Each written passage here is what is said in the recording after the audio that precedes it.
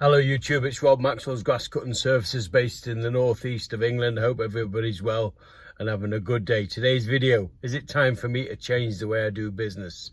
What do I mean by that? Well, this year has been horrendous weather-wise, hasn't it? Last year we had a very dry summer, but in the northeast we benefited from it because the green gold wasn't growing horrendous. We didn't have any times where we couldn't sort of not needed to cut the grass. I know down south it was different, and the grass wasn't growing that great, but it was enough to cut. So it was almost like a perfect storm up here in the northeast, and you never lost any days through rain, and you flew through your rounds and everything seemed to just go perfectly well. Fast forward to this season, God, the weather and flash flooding and rain, the ground's soaking. I've lost loads of days work, and I'm sure you have watching this if you're a gardener. Now, what do I mean? Is it time for me to change? Well, I'm always thinking about these things, and I've had loads of messages from people expressing their concerns about, you know, the weather and how they're losing days, and I can feel for you. I'm in the same boat. Now, I fill my weekly timetable with mow, blow and goes, bit of commercial work and some garden maintenance, and I'm full. I don't have free time. I used to do 4 and 1, where I used to have 4 days a week and 1 day for one-off jobs, but I decided that I was going to fill it up. It'd be less stress, and that hasn't worked this year because I just haven't been able to get round to everybody. And I've got to say the customers have been canny really and understanding, but I do send lots of messages. But there's a lot of them where I've just had to miss a cut and then turn it into a 4 weekly cut, and then you're fighting against the system, and you can't charge them anymore because it's not their fault. You know, it's mine and the weather's fault because I'm not in that area. And I just, sometimes you just can't play catch up. You know, you lose too many days, and you know, it's just horrendous really. It just gets you a bit stressed, doesn't it? So I've been thinking that next year, 4 days, fill the books, leave 1 day for one-off jobs. Now, I know one-off jobs have downsides. They can be, you don't know who you're working for, so you could get bumped. You know, they might not pay. You can work that out. You can mitigate how much, you know, that's going to happen when you meet them. I always meet them before I quote for a job, and you're looking at the person, aren't you? And fingers crossed you can try and weigh them up, but we don't always get it right, do we? And then I've had loads of calls this year for one-off cuts, and is it because customers have let the grass get too wet, goes too tall, and their little Argos 40 quid mower won't cope with it, so they ask us to come in, and you know what, people are quoting, you know, a lot of money for the work they do. So I don't know, is that going to be, it'll certainly be easier on your scheduling, won't it, that if you haven't got if you've got a spare day every week, you can move things around a little bit, whereas at the moment it's weekends and stuff, and I don't like doing that.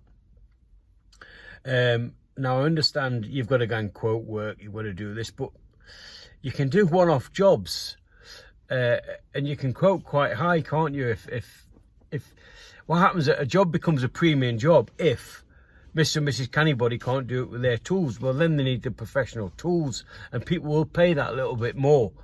So you don't need that many to sort of make up your day's pay. And there are times where maybe it's nice to take your foot off the gas and not be running around like a bloody headless chicken. But I don't know.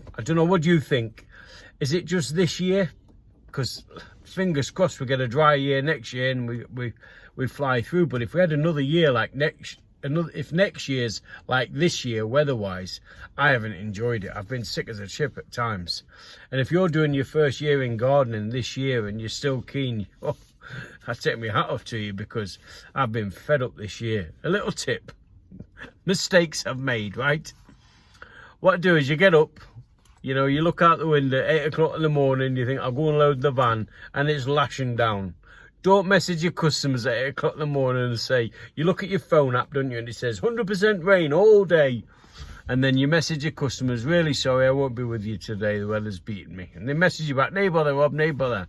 And then you get to about lunchtime, midday, 12 o'clock, and it's like Tenerife on an August summer day, and you think, God, I could have got out a few and done at least 2 cuts. Don't do that. So what I've learned is I'd be patient. Like today, we had horrendous rain this morning. And then 1 o'clock, the sun came out, and I thought, you know what, I'm going to get. So I've done 4 lawns this afternoon, and yes, they've been a little bit wet, and I've had to double cut them, and I've cut them slightly higher than I normally would. But by the time you trim it, leaf blow, they look nice, and the customers are happy. And it's been harder work. It's been twice as much work as it should be at the end of September. But at least I've got 4 done. Now, I'm a couple behind. I'll try and get 1 done tomorrow and 1 on Friday. But Friday's, you know, the weather forecast in the northeast are horrendous for Friday. And I don't want to go out Saturday. I've got plans on Saturday. So I don't want to, you know, I'm 55 years of age now. I don't want to be working 7 days a week. So I'm thinking about doing 4 and 1 and doing a few more one-off jobs next week to make up my wages next year, sorry, and just condensing me mow blow and goes and my garden maintenance, so I've got a bit of spare time. So when you need it because of your rainy days, you're not as stressed with the scheduling.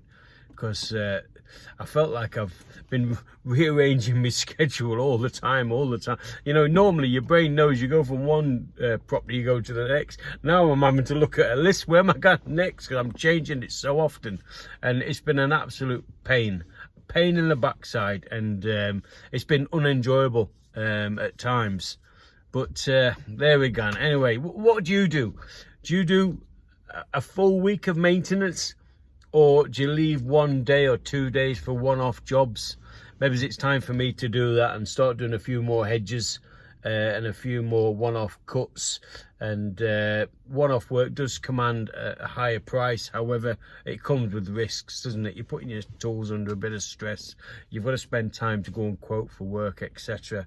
But I think that's the way forward with the weather we've had this year. And I know next year could be a lovely, beautiful summer, but with climate change, I'm not sure.